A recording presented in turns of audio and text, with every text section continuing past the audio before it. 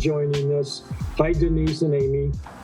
It is an honor and a pleasure to have Bob Beitcher, CEO and President, MPTF, here today to talk about poetry. Beitcher has a BA in Literature, University of Pennsylvania, and MA, American and British Literature, Stanford University. Bob has given and continues to give tremendous support to Channel 22 and the Gray Quill Society, which has just published its third book under his guidance. He also encourages the creativity of each resident on campus. He has a loving support of creativity. He has a deep love and knowledge of literature. His prose is lucid, precise, informative. He's a brilliant prose writer. Each word he uses counts. No word is extraneous. That is also the earmark of good poetry, making each word count. Here's Bob Beitcher. Thank you, Harry.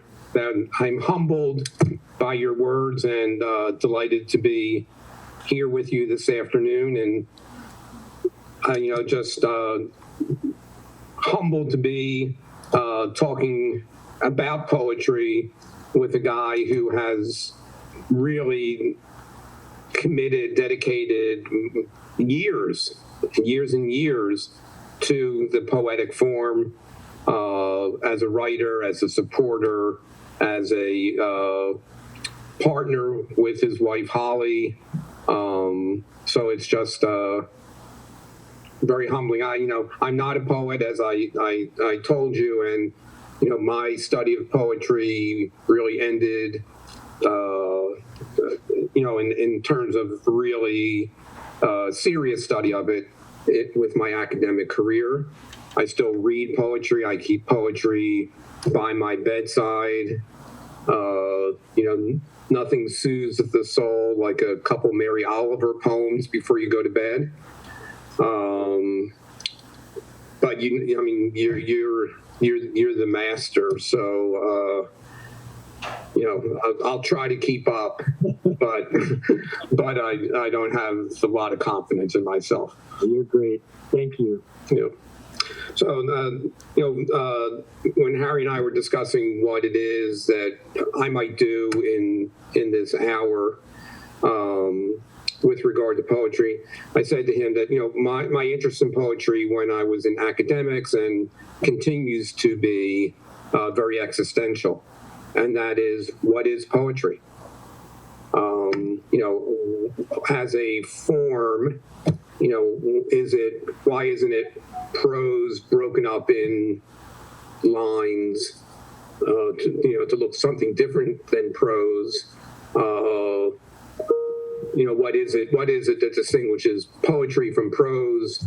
What is it that distinguishes telling a story, sharing an emotion, creating an image with poetry that's different than prose? Because I think we can all think of prose writers. The one that always comes to my head is Thomas Wolfe, Look Homeward Angel, whose prose is incredibly lyrical, beautiful prose. And I've seen people take, the introduction to Look Homeward Angel, which is written in prose, and they just break it up into lines and say, well, here it is as a poem. So, is that the convergence, or is there something unique to the poetic form that we can really define, describe, apply to the poetry that we read? And of course, there's all kinds of poetry. There's rhyming poetry. There's poetry written in strict pentameter, and then there's very free verse type poetry.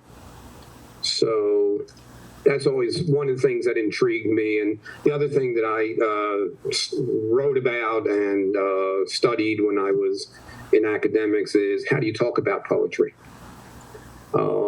Because does paraphrase of poetry really work? I think there's this Louis Armstrong line, something like, if you have to ask what jazz music is, then you'll never understand it. So how do you talk about poetry in a way that doesn't, because you're talking in prose, how do you talk about it in a way that doesn't dilute or destroy poetry? Because it's like, how do you describe a piece of music? You play it or hum it or whatever, but it's hard to describe unless you want to say it's half notes and full notes and name the different notes. So I don't know. Harry? Do you have things that you have in mind that you say this is what distinguishes poetry from prose? Or are you? Well, if you're asking me, yeah. I mean, you pointed out some excellent things, and I think that your point about music.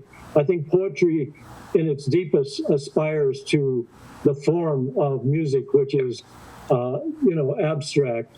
Right. And poetry creates a certain music. I mean, when I was in college, every week we wrote 2 poems of either iambic pentameter or a sestina, a villanella, a Shakespearean sonnet, Petrarchian sonnet, syllabic, on and on. Metaphor. I guess you just start with Aristotle. Right. Poetry rests on metaphor. So you have a metaphor, you have simile. I think about it, for me personally, I got into poetry out of emotion. And so it's a way of, for me, when I write, it has to do with emotion. And it, in some ways, poetry to me is a spontaneous prayer. And I also believe, finally, I won't go into it any more depth because I'm here to listen to you, Bob. But I will just say that to me personally, poetry is grace, and grace is giving. And you know that very well. It humbles me to be here at MPTF, how much you have given, how much all the people who work here have given. But just to stick to poetry, and then also, finally, you can read a poem over and over again. I've read Leaves of Grass, Song of Myself, probably over 150 times, the same way somebody like Bogdanovich have viewed Citizen Kane. Right. So you can one way of looking at poetry is a book of prose. You can read it once or twice, and then maybe if you're a real ardent reader, maybe more. But I could read the Gatsby over and over. I can't read Hemingway, whom I loved as a young man, over and over. You could read Melville's Moby Dick. Over and over. There's so much there. So it really has, the point I'm getting to, poetry has a mystery. You can't quite, what is it? There's something there that we don't quite know. It's, on its highest level, it's sacred. The sacred books of religion, they're poetry in some instances. But I'm more here to listen to you. Well, yeah, I want to make this a little conversation. I don't know whether Denise wants to. Are you observing, Denise, or are you participating? Sure. I came to observe, but I'm always jump in. Thank you for inviting me to do that. But I'm going to observe the conversation. Okay. I love seeing this. Thank you. All right. Thank you for inviting me. Yeah, welcome. I'll unmute myself and I'll just. It's great to see you. You too. Thank you. Yeah. Both of you, all of you. Bob, just go on for 1 second, Bob. Allen Ginsberg said poetry is speech that has eloquence. Yeah. And I remember, I don't know, was it Auden? He said poetry is memorable speech. So there's the compression involved, right. Obviously. And as you do in your prose, when I hear you speak, when I read your messages to us, your essays, you don't use a word that isn't needed. Pound said, don't use one word when you can use 2. Right. And, that's very important. Yeah. And I think I shared with you, Harry, how my prose has come to take that form. And I appreciate your saying it. When I was an undergraduate, I took a senior seminar with Philip Roth, the great novelist. And it was a 13 or 14 week seminar. Roth came in from New York once or twice a week. I think we met. This was in Philadelphia. And he would give us these very well-argued essays from literary critics or social critics that were part of his milieu, kind of New York intelligentsia type. Theodore Solitarov, who wrote for the New Republic, and Irving Howe, and others. And they were great to read, but then he'd say, you summarize it on one page. And that was a real chore. And then you'd come in and you'd read each week one of us read our summary, after he accused us of spreading the margins. We were using typewriters back then, so we couldn't make it like 10-point font instead of 12-point font or anything like that. But we could make the margins a little wider. We could go down a little further on the page, everything to kind of, and he would say, you could do this in half the thing and get rid of this. Why are you saying this? Blah, blah, blah. And he would just slash it. And and sometimes in a nice way, sometimes in a, he was an edgy guy. If you read his prose, you know that. And you take it home and look at it and study it and realize, wow, this is, I totally understand. Come back the next week, same thing would happen.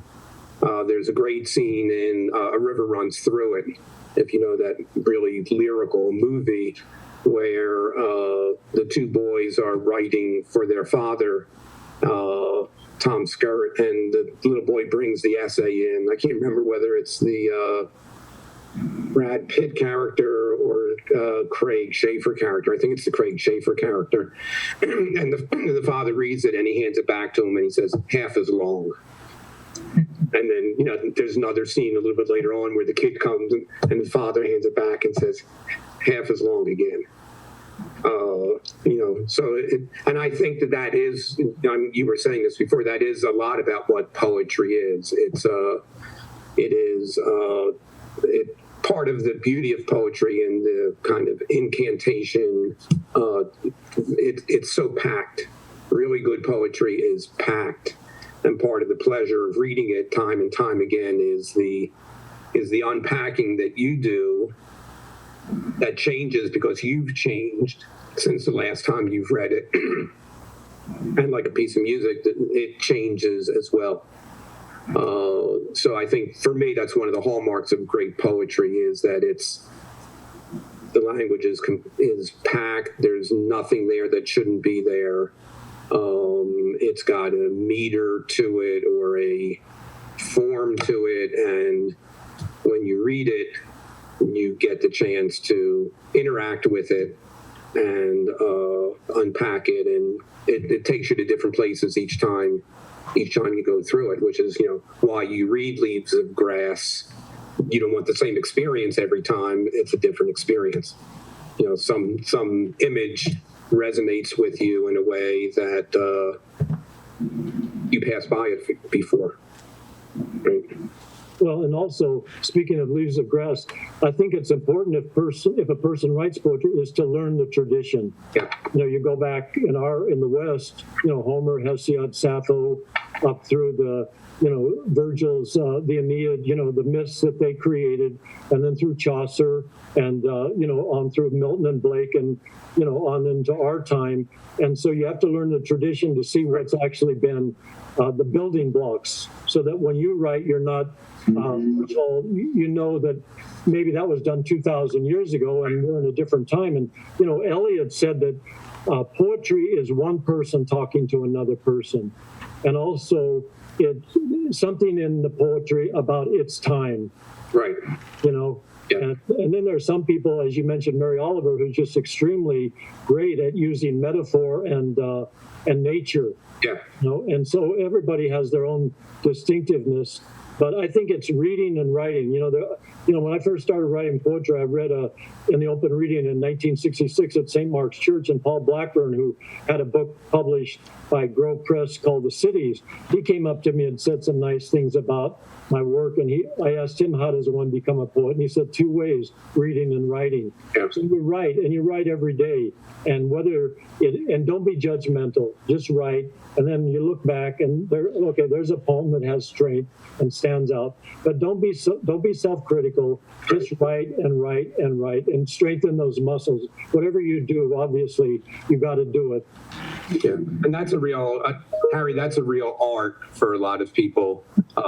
I'm not a good just write and write and write and not be self-critical kind of person. So I think that's one of the reasons where I've started to write poetry and then given it up, because I can't get past the second line without, rewriting it 50 times and then deciding these 2 lines are shit anyway. So why am I bothering?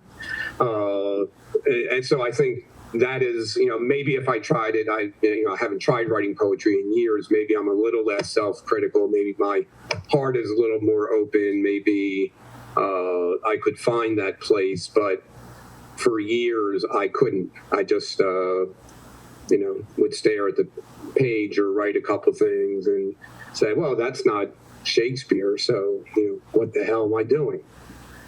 You have fulfilled and you are fulfilling your journey. Yeah, that's the main thing. I mean, in the front of the Bhagavad Gita, it said the main thing is whatever your journey is. If it's a soldier, if you're a warrior, if you're a teacher, in your case, CEO, president, if you're a lawyer, actor, whatever your journey is, a server, a caregiver, as long as you're fulfilling your inner gift, that's the only thing that counts. And so to each one of us, do the work that we were given to do, and with a little grace, we may do good work.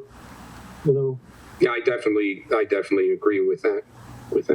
I'll just jump in for 1 second, Bob. You said just before how poetry is so packed and it changes with you. Right. And I think it's a time of great change right now. And I would say, don't edit yourself, because you also have done so many things. And there's a freedom that I've learned from Harry and Holly in poetry. And, maybe now is more that time. Yeah. Maybe it's my time to, at my advanced age, to turn back and try it. Not advanced. Here's Harry's like 3 years older than me, and Harry, what number book is this? You gave me. I'm so pleased to see your new book. What number book? 12? Wow, 12th book of poetry. Yeah, I'm really looking forward to reading it, Harry. I've purposely not asked you about your poetry until now because I wanted to have a clean slate. Yeah. So, Harry, you spoke about knowing the history and the culture of poetry. So, as you know, I picked out a couple things to read during this hour. And after talking to you a little bit about it, I decided to start with the Canterbury Tales, the prologue to the Canterbury Tales, because it's not exactly where poetry starts, but it really is a place where, with Chaucer, poetry in the vernacular takes root for the first time. And then I'm going to read a poem that's written no more than about 100 years after the Canterbury Tales, the poem from Thomas Wyatt, Remembrance. And I want to do that because, to me, the distance the English language has traveled in 100 or 120 years is remarkable, right? So Chaucer is writing in Middle English, so I'm going to read it in Middle English as best I can. I sort of remember how to do that. And I'm only going to read 2 stanzas. Here beginneth the book of the tales of Canterbury. One that uprolled with his surest suitor, the drochter of March hath pursed to the rooter, and bathed every vein in switch liquor, of which virtue engendered is the floor. One zephyrus ache with his sway to braith, inspired hath in every holt and haith, the tundra cropus and the youngest son, hath in the ram his halfa courser run, and smaller phallus machen melody, that slepen all the nicht with open ye. So pricketh him not sure in here courage, than a longer folk to goon on pilgrimage, and Pomerus 42 strongest, to ferne hallways, Cothe in sondre landes, on specially from every sheerest ende of Engeland to Canterbury they wende, the holy blissful martyr for to sake that him hath hopen wan that they were sake. That's beautiful. That's great. Thank you. And basically, Go ahead. yeah, and basically says, when April showers replace the drought of March and soak all of the plants to the roots with their sweet liqueur, then the pilgrimages begin. And he describes the tender crops and the young sun, the ram, the small fowls making melody, and then the pilgrimages begin. And this is a pilgrimage that these folks are taking to Canterbury, to the memorial church of memorial, I guess, of Sir Thomas Becket. And then we get to hear some amazing stories.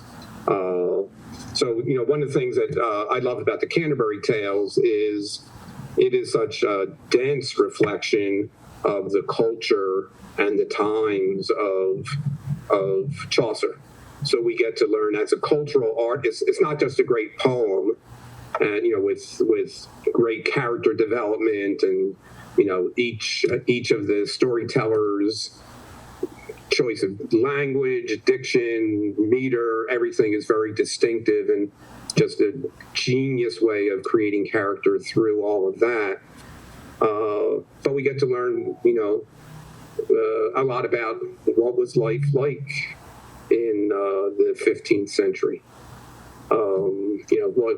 What was the miller's perspective, and what was life like to a class of people who are not generally included in literature at that time. So even though Chaucer was a nobleman, the people that he's writing about, whose stories are being told, are typically of the kind of working merchant class in some cases. So, and it's beautiful writing. I mean, there's just it's one of those things for me you can go back to and read every year, and it sings to you in a different way. Well, you know this, Bob, and Denise, I'm sure you do too, that Chaucer was the father of English poetry. Yes. He was born circa 1340, and in 1362, there was the Act of Pleading. Now, the Act of Pleading changed the language of the court from French to English. Right. So, before England had been connected to Europe, France, et cetera, Italy, but now it has its own language, and exactly what Bob said. But I agree with you, Bob, and you read that beautifully. I certainly couldn't do that, so it was beautiful listening to that. So thank you for that. Yep, thank you. I speak Middle English sometimes as well, but I won't bore you. So the next piece that I chose is written by Sir Thomas Wyatt. And I think Chaucer, I wrote it down somewhere, Chaucer, the Canterbury Tales were written sort of in the late 14th century, I think between 1387 and 1400. And along comes Sir Thomas Wyatt, born in 1503, died 1542. So we can imagine this poem was written in the 1520s, 1530s. So, about a century and a half later than Chaucer. And listen to where the English language has come in that short period of time. The poem is called Remembrance. They flee from me that sometime did me seek, with naked foot stalking in my chamber. I have seen them gentle, tame, and meek, that now are wild and do not remember. That sometimes they put themselves in danger to take bread at my hand, and now they range busily seeking with a continual change. Thanked be fortune it hath been otherwise, 20 times better. But once, in special, in thin array, after a pleasant guise, when her loose gown from her shoulders did fall, And she caught me in her arms, long and small. Therewith all sweetly did me kiss, and softly said, "Dear heart, how you like this?" It was no small dream, it was no dream. I lay broad waking, but all is turned through my gentleness into a strange fashion of forsaking, and I have leave to go of her goodness, and she also to use newfangledness. But since that I so kindly am served, I would fain know what she hath deserved. So a beautiful poem. Wyatt was sometimes credited with creating the English sonnet. He's got a very particular metrical arrangement, very particular rhyme scheme that he uses. He, through his poetry, experimented with all different kinds of rhyme schemes. And I love this poem, again, one that I read all the time, because, again, it is, to me, a cultural artifact. So, it's about a period of time where the poet is describing the relationship between man and woman, like the hunter and the hunted. So she's got a naked foot stalking in his chamber. It's a metaphor of a different kind of relationship. And then just some beautiful imagery here when her loose gown from her shoulders did fall, and she caught me in her arms, long and small. Therewith all sweetly did me kiss, and softly said, "Dear heart, how you like this?" It's such a beautiful image of things. And a lot of Wyatt's poetry, it's about love forsaken, romance broken. And I love the fact that I looked this up. This is the first use of the word newfangledness in the English language. So this is 1530 or 1540. Newfangledness is used for the first time.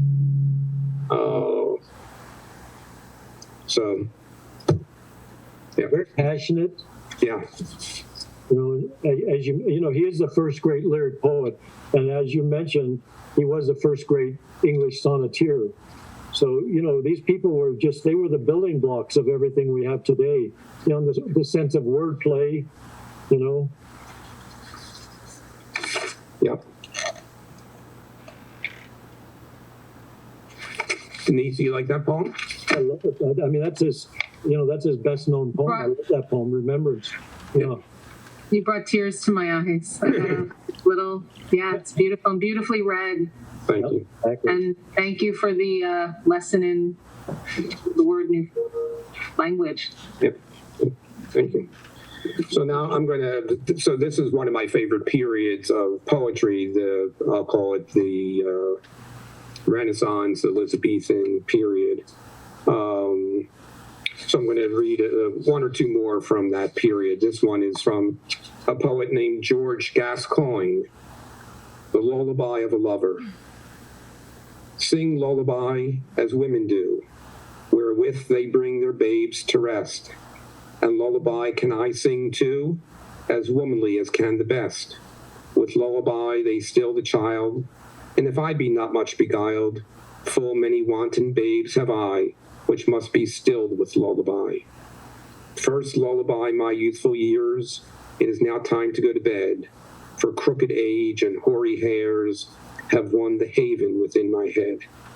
With lullaby then youth be still, with lullaby content thy will, since courage quails and comes behind, go sleep and so beguile thy mind. Next lullaby my gazing eyes, which wonted were to glance apace, for every glass may now suffice to show the furrows in my face. With lullaby then wink a while, with lullaby your looks beguile. Let no fair face nor beauty bright entice you eft with vain delight. So when thou, I think that's it. That's the end of the poem.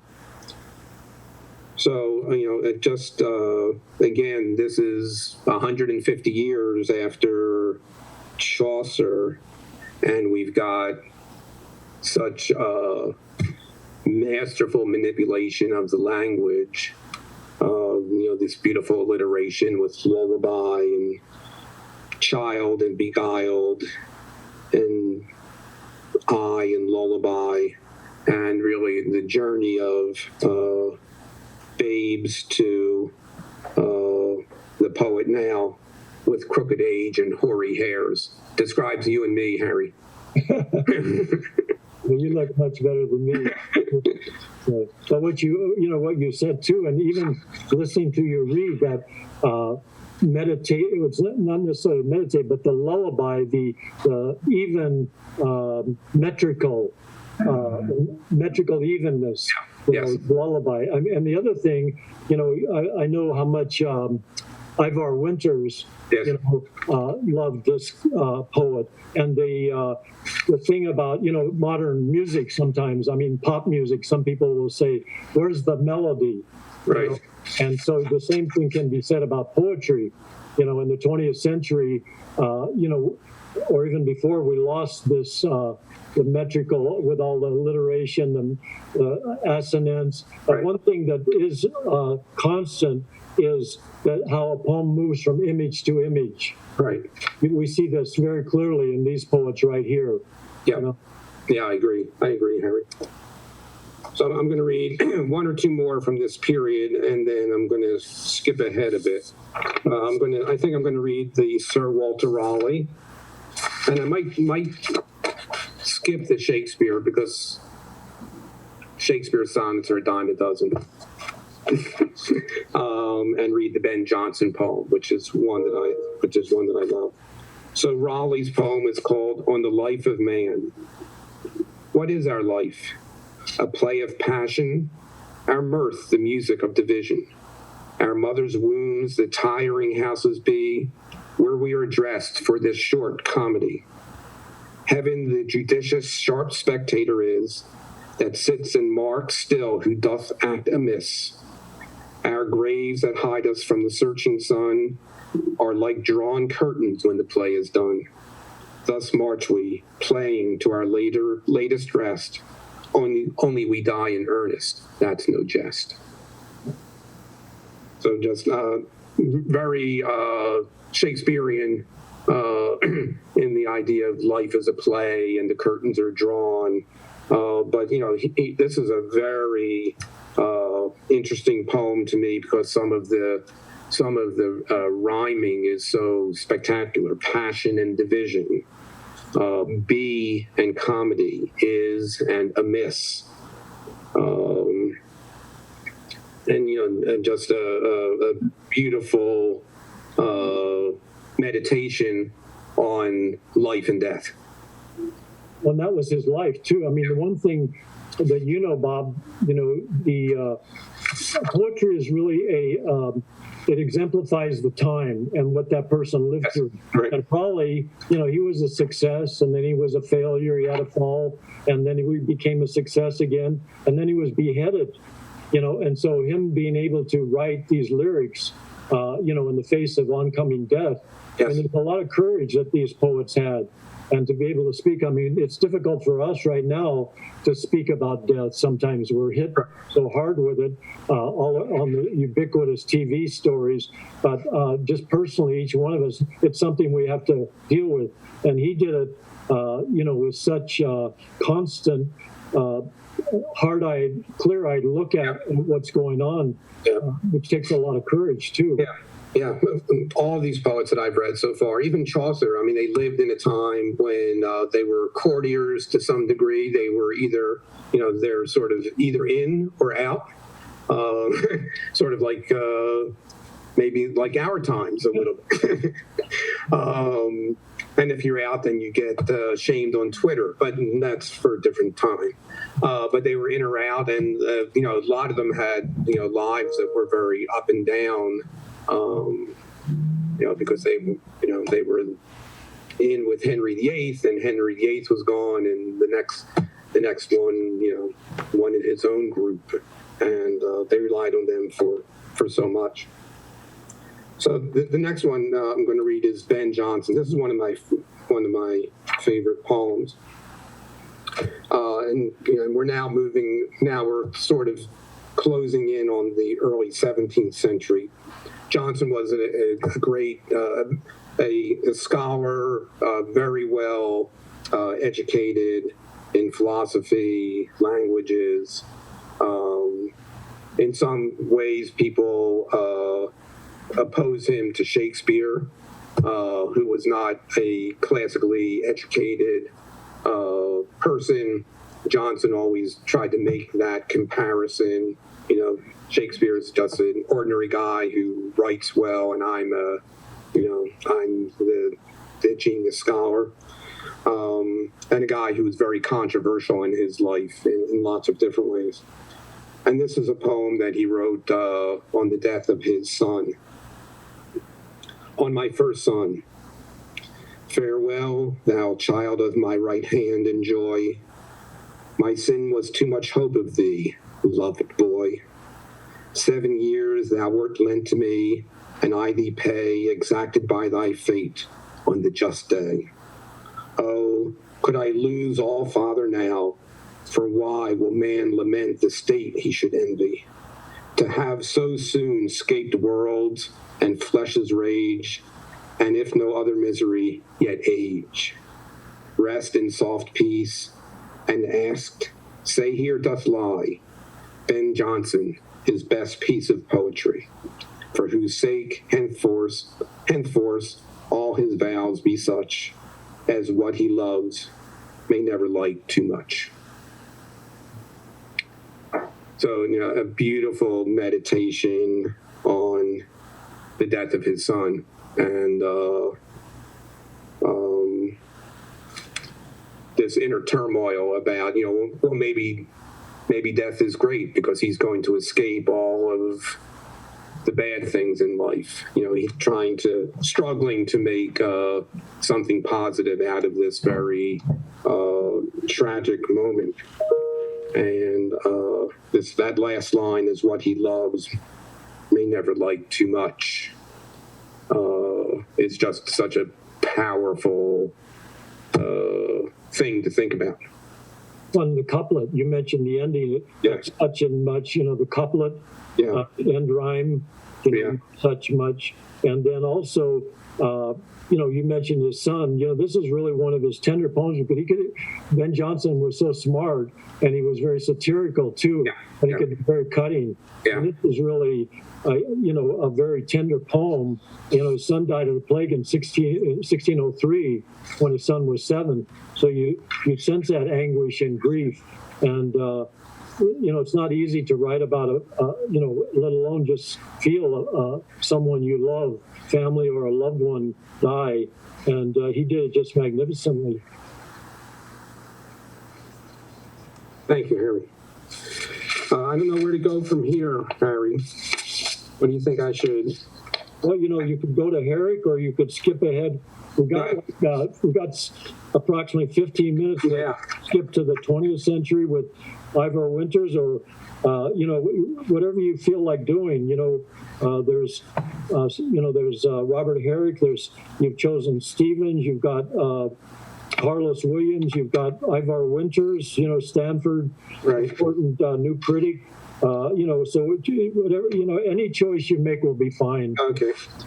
Well, I'm gonna jump ahead. I'm just thumbing through here. I'm gonna jump ahead to another poem about death, but a very different take on it, and that's Richard Cory, the Edwin Arlington Robinson poems.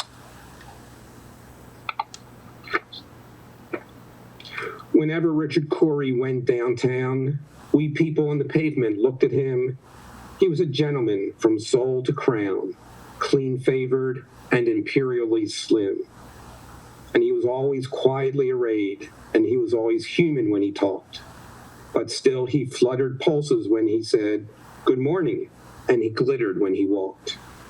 And he was rich, yes, richer than a king, and admirably schooled in every grace. In fine, we thought that he was everything to make us wish that we were in his place. So on we worked and waited for the light, and went without the meat and cursed the bread. And Richard Corey, one calm summer night, went home and put a bullet through his head. I love him. So this poem takes us to a place I don't know, I've read it so many times, I don't know what to say. I think the first time you read it takes you to a place you didn't really expect to go. When you read it over and over again, you sort of see you're being set up for this last, sudden turn in the biography of Richard Corey. But again, this is a poem about differences in class and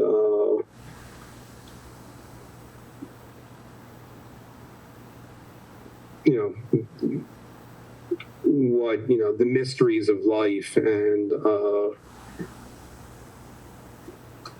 yeah. And it was also a dramatic, I don't know if you call it a dramatic monologue, but we can understand it. I mean, so much of modern poetry's gotten so marginalized that, people take things so, into their own subconscious. But we're at a time here with Arlington Robinson that we can still understand what he's talking about. The average person knows what you're talking about. Right. Sometimes you go to a poetry reading and you're sitting there and you don't know what the hell the guy's saying. So you just have to say, well, I'm going to listen to it like it's jazz or music. Yeah, right. Listen to the way the words bounce off other words. Yeah. But you can understand Edward Arlington Robinson. Yeah, plain language, very straightforward. Yeah. I'm going to skip to another one of my favorite poems. This is now Wallace Stevens, The Snowman. One must have a mind of winter to regard the frost and the boughs of the pine trees crusted with snow, and have been cold a long time to behold the junipers shagged with ice, the spruces rough in the distant glitter of the January sun, and not to think of any misery in the sound of the wind, in the sound of a few leaves, which is the sound of the land full of the same wind that is blowing in the same bare place. For the listener who listens in the snow and nothing himself beholds nothing that is not there and the nothing that is. So, Stevens, just a really fine poet. An interesting life. Son of, born into a wealthy family. Went to law school, Harvard, then law school, and for most of his life was an executive for Hartford Life Insurance. And wrote some of the most magnificent poetry of the 20th century. Well, he was my wife's favorite poet, and Harold Bloom. Harold Bloom just thinks he's the top guy, and he's hard to understand. He's abstract, but he didn't get his first book published till he was 43. Yeah. And, The Snowman, The Mind of Winter, that kind of dominates the poem. But there's also so much into his poetry. Talk about mystery. You can read his work over and over again between what's real and what's the imagination. That's right. And what's reduced, what's negative. I mean, I'm in awe of him, and he's a person that you can read over and over and over again, right? And sometimes you think he's pushing reality to the front, and sometimes you think he's pushing imagination to the front, and you never know what's in the foreground, what's in the background of Stevens' poetry. Yeah. But this again is, in the sound of the wind, and the sound of a few leaves, which is the sound of the land, full of the same wind that is blowing in the same bare place. I mean, there's, it's like a poem that has 20 words that he's rearranged in every line to get a different meaning, a different image. Yeah.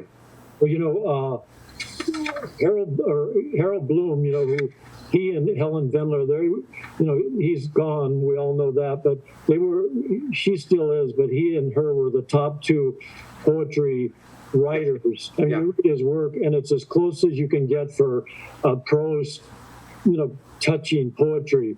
And he just had this huge mind. And he thought that Wallace Stevens, Harold Bloom thought that modern poetry goes back to the Prelude by Wordsworth, where Wordsworth says the thesis of my song is the development of a young man's mind. So it starts with the subconscious. And Bloom thinks it's just been one romantic trope since then. That's why poetry gets so obscure sometimes, because it used to be there would be an objective reality out there people were talking about. And now, especially in the 20th century with Freud and the discovery of the unconscious, there's been so much focus on the inner lives of people. But Wallace Stevens just has, and his reputation keeps growing and growing. It's always been great. Yeah, he's also, my daughter's partner is getting her PhD at Berkeley. Wow. And she's written a bunch of papers on Wallace Stevens, and continues just to find the complexity and density and real interesting. I think Helen Vendler actually taught at Berkeley. I think that's where I could be wrong, but I think she did. So I don't want to read all of Sunday morning because it would take the rest of the afternoon. And I don't know. I'm going to read the fourth part of it. I hate not reading the whole thing and just pulling something out, but I'm going to read this because she says, I am content when wakened birds, before they fly, test the reality of misty fields by their sweet questionings. But when the birds are gone and their warm fields return no more, where then is paradise? There is not any haunt of prophecy, nor any old chimera of the grave, neither the golden underground, nor isle melodious, where spirits gat them home, nor visionary south, nor cloudy palm, remote on heaven's hill, that has endured as April's green endures, or will endure like our remembrance of awakened birds, or her desire for June and evening, tipped by the consummation of the swallow's wings. Well, and she says, the woman that he's referring to, it's his interior paramour, right? Which is the inner, I guess, his muse, so to speak, the internalization of the muse. That image tipped by the consummation of the swallow's wings is such a haunting image. But again, it's in this stanza, even the word reality is here. So this interplay between imagination, this internal paramour, and that somehow or other awakened birds test the reality of misty fields by their sweet questionings. What are birds chirping about in the morning? They're testing the reality of something. Really, this is a poem I'd recommend everyone read. Probably have time for just one or two. I'm going to, just because you've mentioned Ivor Winters, and I'm a Stanford guy.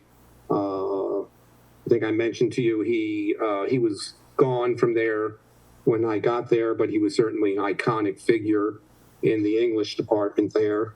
And I'd say a divisive figure, because Winters had very strong opinions about poetry and expressed them with an edge that put some people off. Ken Fields, who was a protege of Winters, was still teaching there then. and carried on that tradition, but there was certainly a lot of back and forth about Winters. And he wrote this poem. It's called At the San Francisco Airport to My Daughter, 1954. This is the terminal.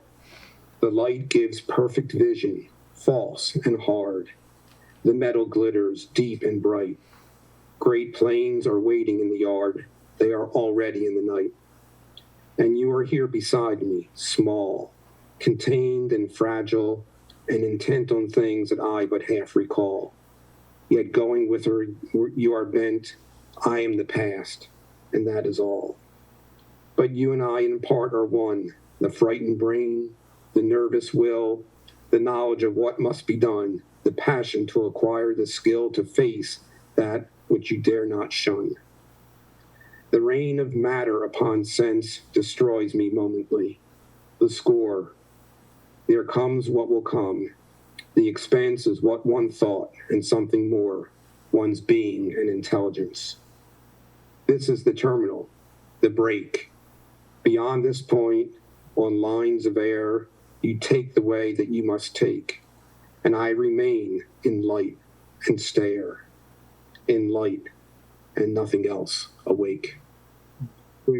Yeah, beautiful poem. I mean, it's a poem, as it's been explained to me, Winters' daughter was going off to school, and he was dropping her off at the airport.